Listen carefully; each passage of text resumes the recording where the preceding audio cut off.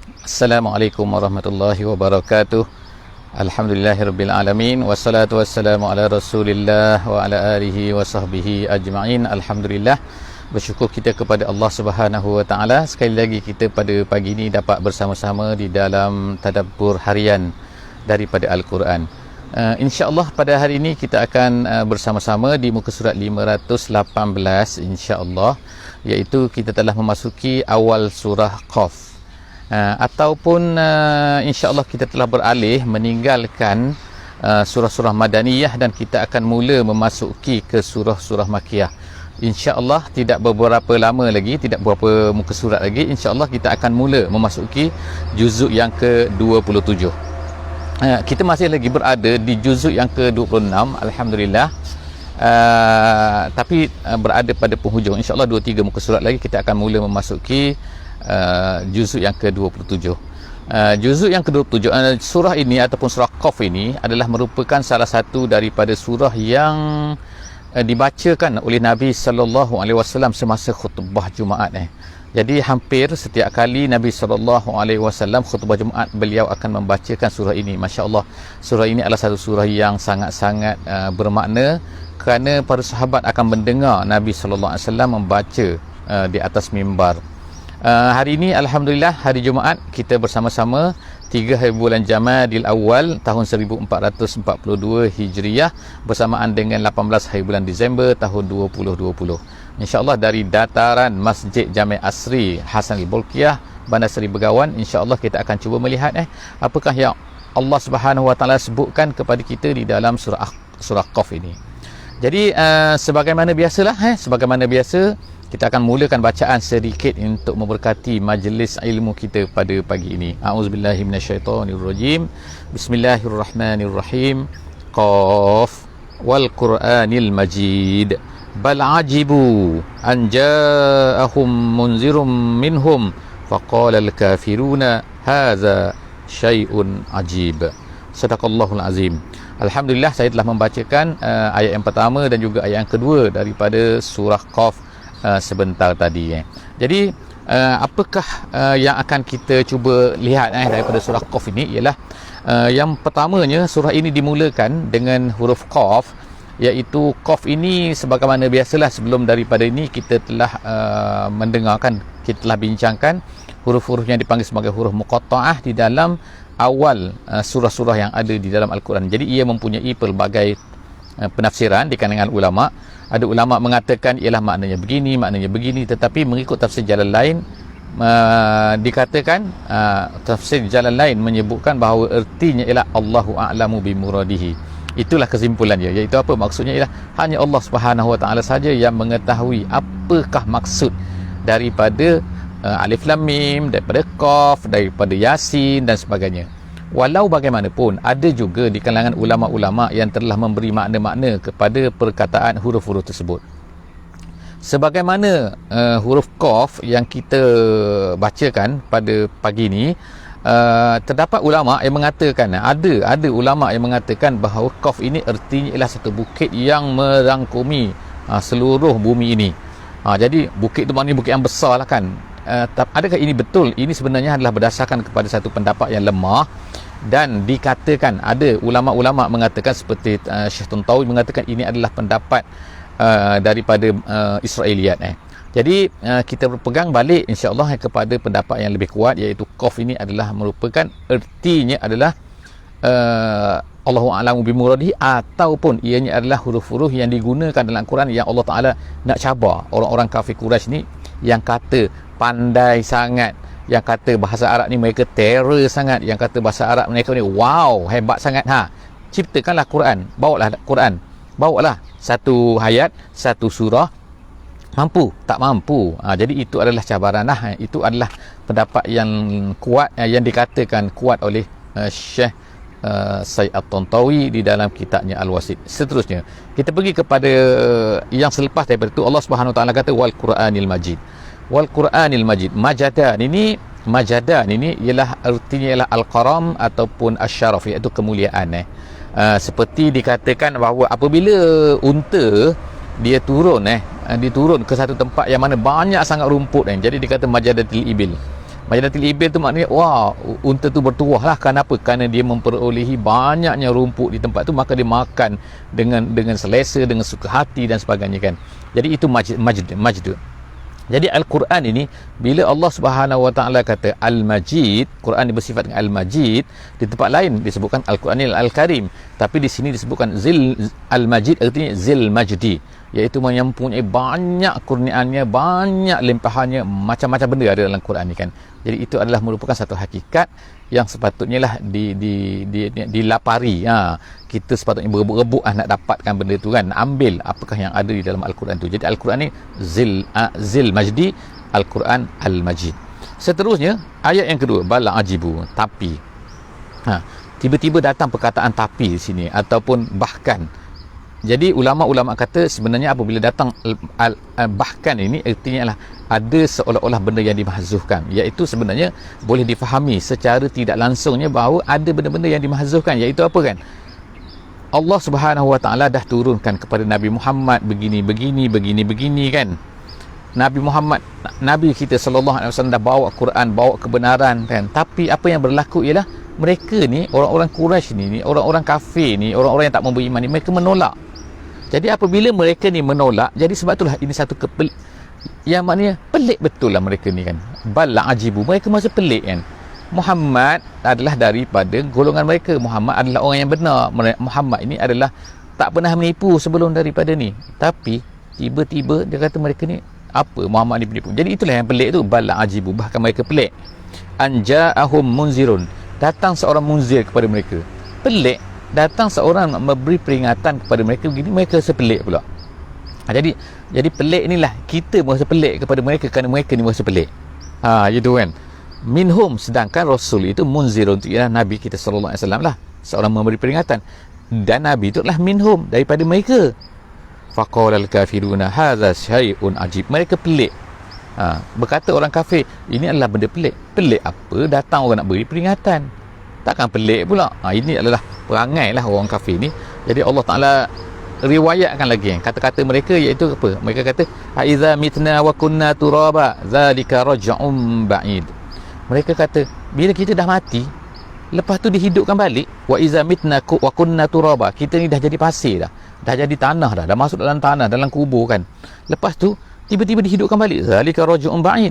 Jadi inilah maknanya kita katakan di antara benda yang ditolak oleh orang kafir, yang tak disetujui, yang tak sampai sekarang sebenarnya, sampai sekarang perkara ini berlaku kan, iaitu apa? Mereka rasa pelik. Macam mana manusia ni yang dah mati, yang dah dikuburkan, dah hancur, luluh di dalam tanah tu, tiba-tiba boleh dibangkitkan balik. Mereka rasa pelik. Bagi kita inilah di antara kan, di antara benda yang sepatutnya kita beriman lah. Maknanya perkara-perkara yang mana kita sepatutnya merasa pelik, dan mereka ni merasa pelik. Pelik ke benda tu? Allah Ta'ala menghidupkan kita. Jadi Allah Ta'ala selepas daripada ni menceritakan benda-benda ni kan, benda-benda lagi kan. Apa lagi Allah Ta'ala cerita ni kan? Jadi Allah Ta'ala kata qad alimna ma tankusul ardu minhum. Maksud sini, kami tahu apa? Ma tankusul ardu minhum, iaitu bila mayat tu, bila kita ni dah mati, bila kita dah mati, kita masuk dalam tanah tu, kemudian apa jadi? Tanah tu akan mula makan kita kan, sedikit demi sedikit, sama ada dengan ulatnya, sama ada dengan apa pun tak kira lah kan, tapi maknanya tanah tu akan makan kita sedikit, lama-lama habis, manusia ni tak ada lah kan, tinggal tulang mungkin, lepas tu tulang pun tak ada. Jadi maknanya yang tinggal apa? Ajbuz zanab tu lah yang terakhir, tulang yang terakhir tu lah yang jadi yang penting sini lah, manusia tu akan berkurang sikit. Apa yang dimakan dulu? Wallahu alam, sel mana yang hilang dulu? Wallahu alam bisawab kan, kita mana tahu kan, kita bukan dah. Jadi Allah Subhanahu Wa Taala kata, Allah Taala tahu tu kan, Allah Taala tahu kan macam mana dia boleh hilang sedikit demi sedikit tu yang dimakan oleh tanah tu. Maknanya kalau kita katakan, kalau benda tu Allah Taala tahu kan, jadi takkan Allah Taala tak ada nak hidupkan balik, hanya just reverse balik kan, reverse kan, kalau kita kata tengok video sekarang kan, bukan gitu kan. Jadi adalah maknanya kita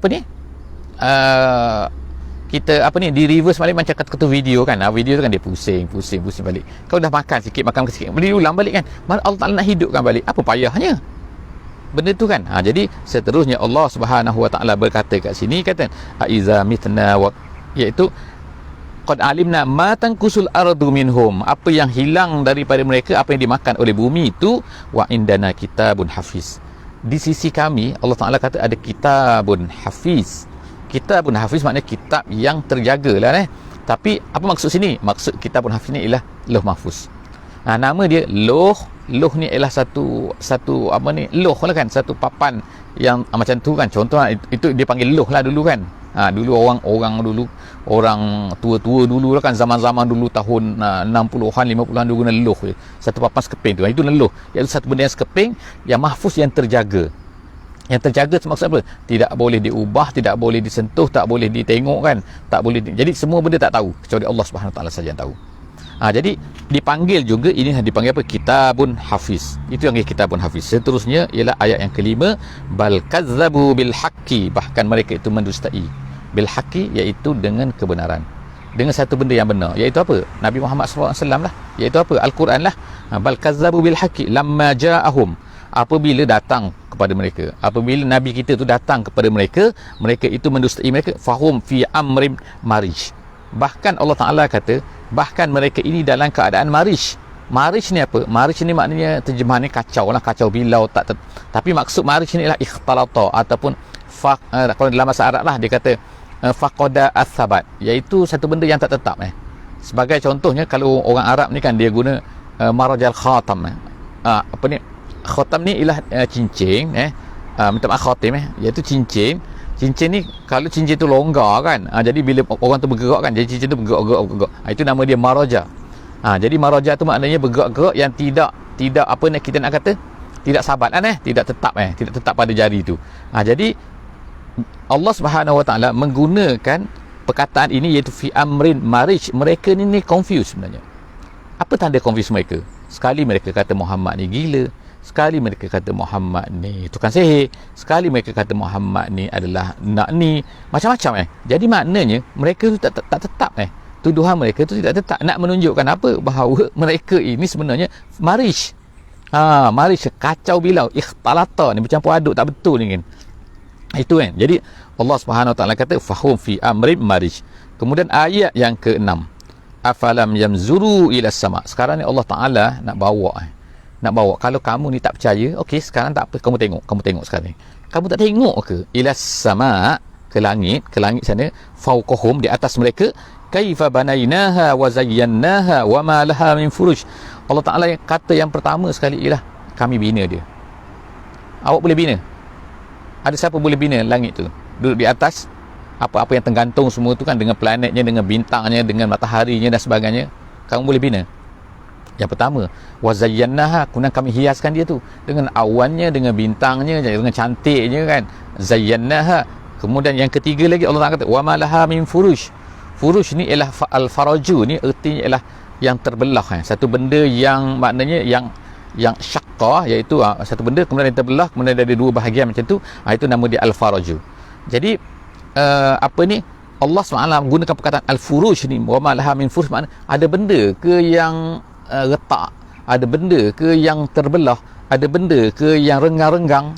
Kalau kita tengoklah kan kereta contoh kan, kalau kereta, orang buat kereta sekarang kan, dengan pintunya, dengan ni kan, kita tengok kan macam tepat lah, tapi cuba ukur betul-betul, mesti ada juga renggang, nampak renggang kan.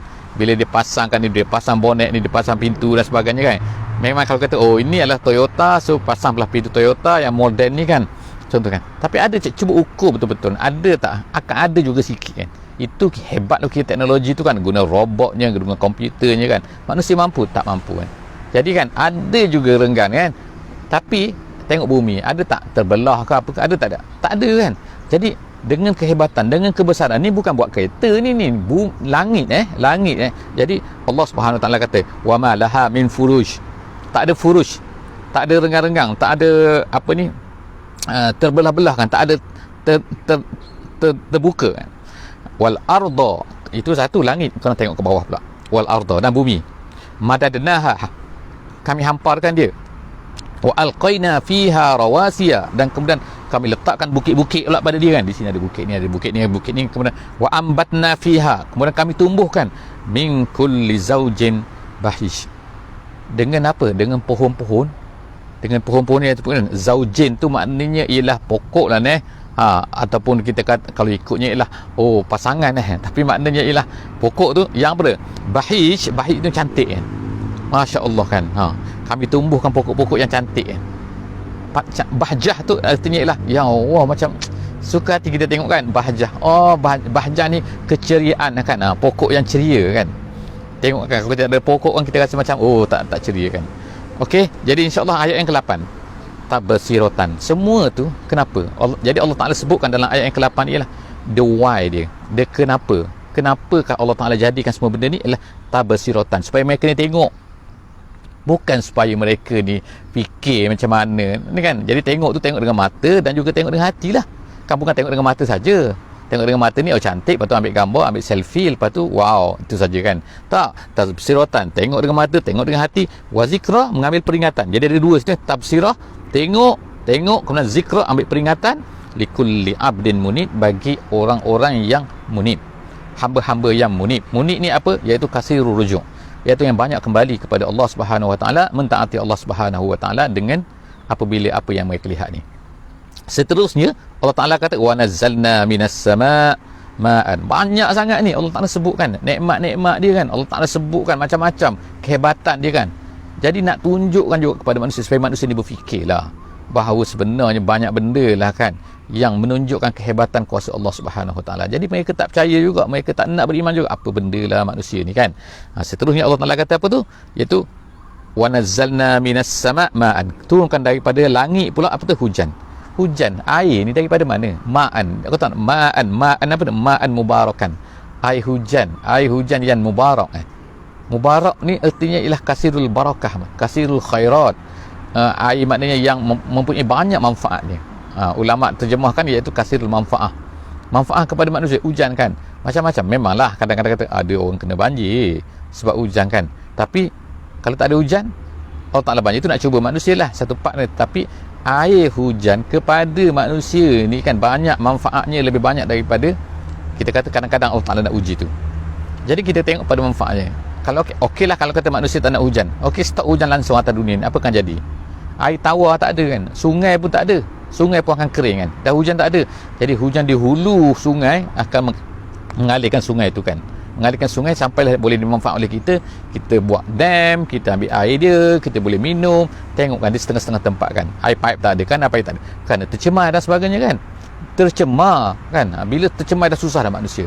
Jadi nak menunjukkan betapa banyaknya manfaat air ni kan, Allah Ta'ala jadikan kan. Kita tak perlu beli, maksud tak perlu beli sebab pipe lah kan. Air pipe tu kan sebab orang tu pump kan. Jadi tapi air tu sendiri adalah percuma kan kalau ikutnya kan.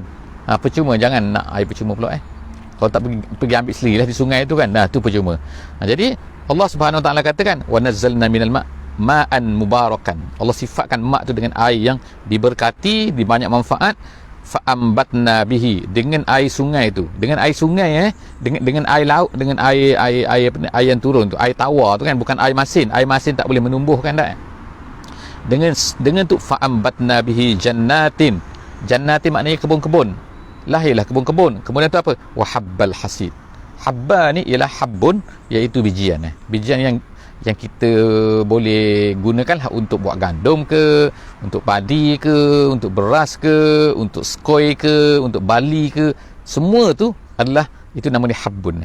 Jadi Allah Ta'ala kata habbal hasid. Hasid ni ialah sifat kepada hab, iaitu maksudnya hab yang dituai. Jadi hasid tu ialah maksud artinya kan. Ulama-ulama tafsir kata hasid dengan makna maksud.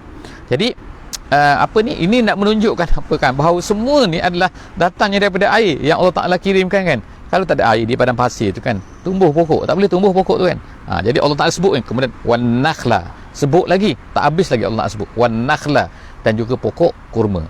Wan nakhla basiqatin arti murtafi'at, iaitu tinggi.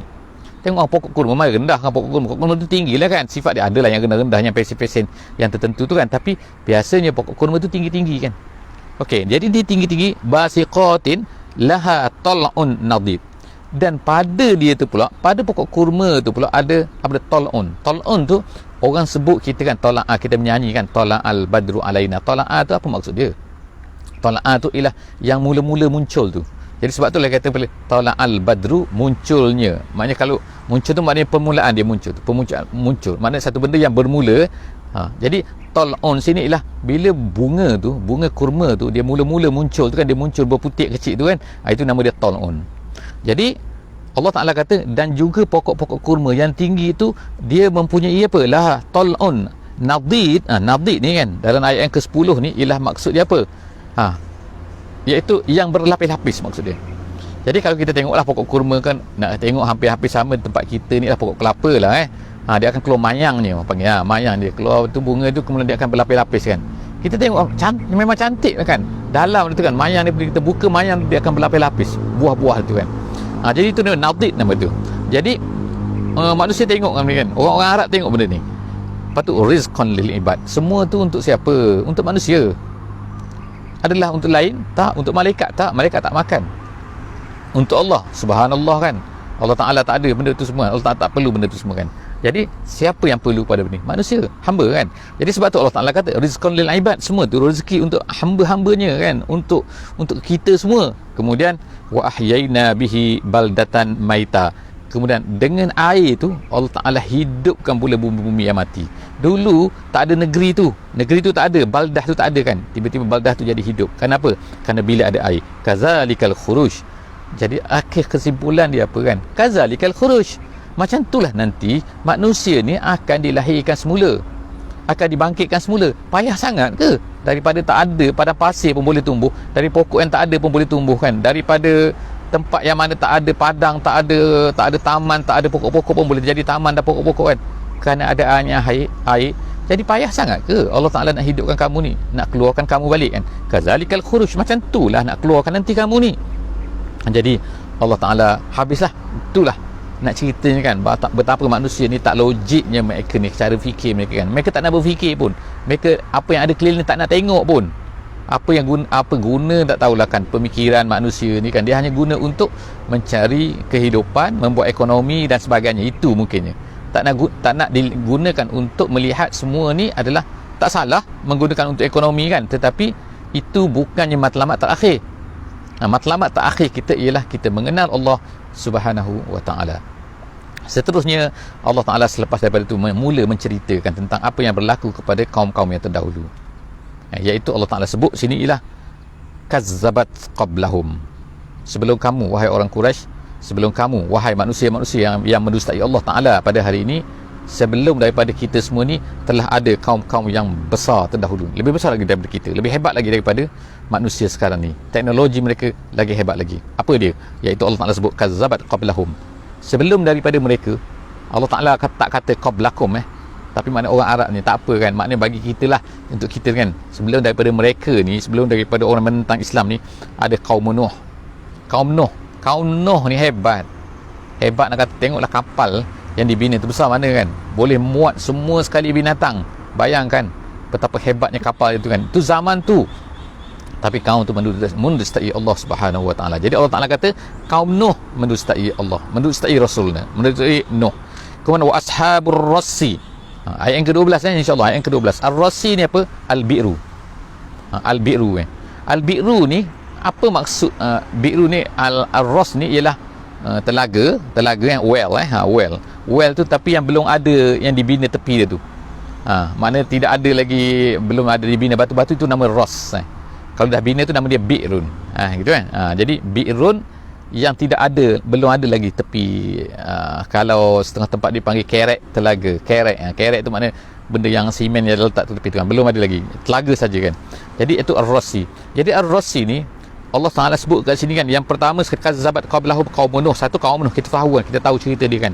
Kemudian wa ashabur rassi. Siapakah ashabur rassi ni? Ada banyak pendapat sini. Ada yang kata ini adalah saki-baki daripada kaum Samud.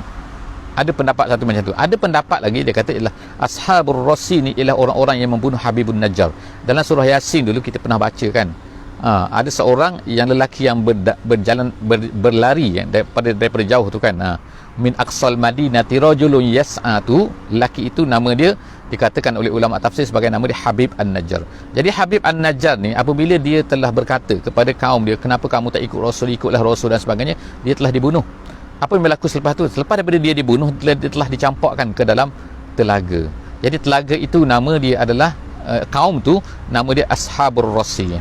Jadi telaga itu dikatakan oleh ulama-ulama, setengah-setengah ulama sejarah mengatakan masih ada lagi di Antakya. Perkara ini berlaku di Antakya. Antakya ni ialah satu tempat di Turki, di selatan Turki, berhampiran dengan negara Lebanon, dekat situ kan. Jadi itu pendapat yang kedua lah. Ada pendapat yang ketiga yang katakan bahawa Ashabul Rassi ni adalah Ashabul Ukhdud tu, yang disebutkan oleh Allah Subhanahu Wa Taala di dalam surah Al-Buruj tu. Ashabul Ukhdud iaitu golongan-golongan parit tu, yang mana mereka ni telah membunuh ghulam tu.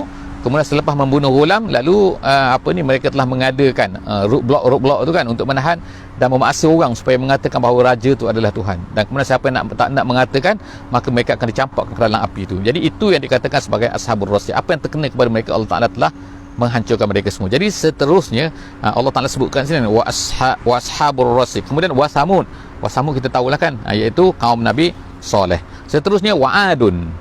Ini ayat yang ke-13 insya-Allah. Wa adun. Wa adun ialah kaum Ad lah. Kaum Ad iaitu Allah Subhanahu Wa Taala mengutuskan kepada mereka Nabi Hud alaihi salam. Dan dikatakan tempat mereka ni ialah di satu kawasan di selatan Arab Saudi, berhampiran dengan Hadramaut Yaman dan berhampiran dengan negeri Oman. Jadi makna di tiga pertemuan, tiga sempadan tu ada satu tempat, itulah dia kata kawasan tersebut lah. Cuma sampai sekarang lah manusia tak tahulah dengan tepat kan di manakah tempat tu kan. Cuma dikatakan tertimbus di bawah padang pasir. Allah Ta'ala timbuskan di bawah padang pasir dan dikatakan berada lebih kurang 12 meter. Wallahu a'lam bisawab, saya tak tahu tapi dikatakan di situlah kawasan tempat di utara Hadramaut. Hadramaut ni ialah negeri Yaman, negeri Yaman yang sebelah timur. Jadi dikatakan di situlah kaum Ad tu yang diutuskan kaum Nabi Hud ke situ kan. Kemudian wa adun wa fir'aun, kita tahu Fir'aun, wa ikhwanu Lut, dan juga saudara Lut. Dinamakan saudara Lut kerana Nabi Lut ni mempunyai talian perkahwinan dengan orang tersebut di tempat tersebut. Jadi sebab tu, jadi semua tu, kaum Lutnya, kaum Firaunnya, kaum Adnya, kaum Samudnya, kaum Rassinya, kaum Nuhnya, semua itu telah mereka tu mendustai Rasul-Rasul mereka. Tak cukup lagi, tambah lagi, Allah Ta'ala tambah lagi Ashabul Aikah, yang ayat yang ke-14 ni dikatakan adalah kaum Nabi Syuaib. Kaum Nabi Syuaib dinamakan Ashabul Aikah. Aikah ni artinya ialah tempat yang penuh pokok, yang banyak pokok. Aikah. Jadi Ashabul Aikah, jadi Nabi Syuaib AS diutuskan ke situ, dan dikatakan tempat ni ialah terletak berhampiran dengan Aqabah sekarang ni. Aqabah tu ialah berada di antara sempadan negeri Saudi sekarang ni dengan Jordan. Jadi kawasan tu ada satu tempat nama dia Ma'an, dikatakan tempat itulah Ashabul Aikah. Wallahu a'lam bisawab, tempat tu kan. Yang penting bagi kita ialah mereka inilah kaum Nabi Syuaib AS, dan dipanggil sebagai Ashabul Aikah. Kemudian wa qaumu Tubba. Begitu juga kaum Tubba. Tubba ni apa pula? Tubba ni ialah seorang nabi yang diutuskan oleh Allah Subhanahu Wa Taala ke negeri Yaman, ke satu kaum, nama dia ialah Tubba Al-Hamiri. Dia diutuskan ke negeri Yaman, lalu mereka mendustai Tubba tu. Jadi Allah Subhanahu Wa Taala hancurkan mereka, kaum tu kullum kazzabar rusul. Semua kaum-kaum tu mereka ni mendustai rasul-rasul. Kemudian fahaqqa wa'id, dan apa yang saya sebut tadi, Tubba tu adalah salah satu daripada pendapat ulama. Jadi sebab apa? Sebab tidak dijelaskan lah dengan tepat kan. Tidak adalah kita jumpa kan. Ada pelbagai pendapat di situ kan. Saya sebut satu pendapat saja, bukannya pasti kaum Tubba tu. Kemudian seterusnya ialah kullum kazzabar rusula fahaqqa wa'id. Semua tu apa persamaan mereka semua tu yang kita sebut tadi tu, semua mereka tu ialah kazzabar rusul. Mereka tu mendustai rasul-rasul. Jadi oleh kerana mereka mendustai rasul-rasul, fahaqqa wa'id, maka layaklah mereka itu mendapat apa janji Allah Subhanahu Wa Taala terhadap orang-orang yang mendustai rasul. Jadi telah terkenalah kepada mereka tu. Itu Allah Ta'ala ceritakan apa yang telah berlaku sebelum daripada ini. Adakah Allah Ta'ala ni penat? Adakah Allah Ta'ala lemah? Adakah Allah Ta'ala ni tak mampu untuk membinasakan mereka semua tu? Jadi tidak, jawapannya tidak kan. Jadi kalau Allah Ta'ala tak penat, tak susah, tak lemah untuk buat benda tu semua kan. Dan juga apakah Allah Ta'ala susah nak buat kita dulu, nak menciptakan semua benda daripada tiada kepada ada. Jadi kalaulah Allah Ta'ala macam tu kan, jadi balhum, jadi tak mungkin Allah Ta'ala tak boleh nak hidupkan kita balik. Jadi sebab tu Allah Ta'ala kata sini, afa'ina bil khalqil awal, afa'ina bil khalqil awal, adakah kami lemah daripada nak buat dengan yang pertama dulu, bil khalqil awal, balhum fi labsim min khalqin jadid. Bahkan mereka ni confused sebenarnya. Allah Ta'ala nak mengadakan semula tu, mereka tak boleh nak faham, tak boleh nak terima, sedangkan mereka tu daripada tak ada. Jadi dengan ayat itu kita tamat, dengan persoalan itu kita tamat pada pagi ini. InsyaAllah kita akan jumpa lagi InsyaAllah di hari di hari Sabtu, insyaAllah esok, insyaAllah. Setakat saja muka surat 518. Jumpa lagi di muka surat 519 insyaAllah. Wallahu a'lam bisawab. Subhanakallahumma wabihamdik, nashhadu an la ilaha illa anta, nastaghfiruka wa natubu ilaik. Minta maaf tadi sikit ada gangguan teknikal kan, yang menyebabkan saya pun terganggu sikit. InsyaAllah kan. Wallahu a'lam bisawab. Wassalamualaikum warahmatullahi wabarakatuh.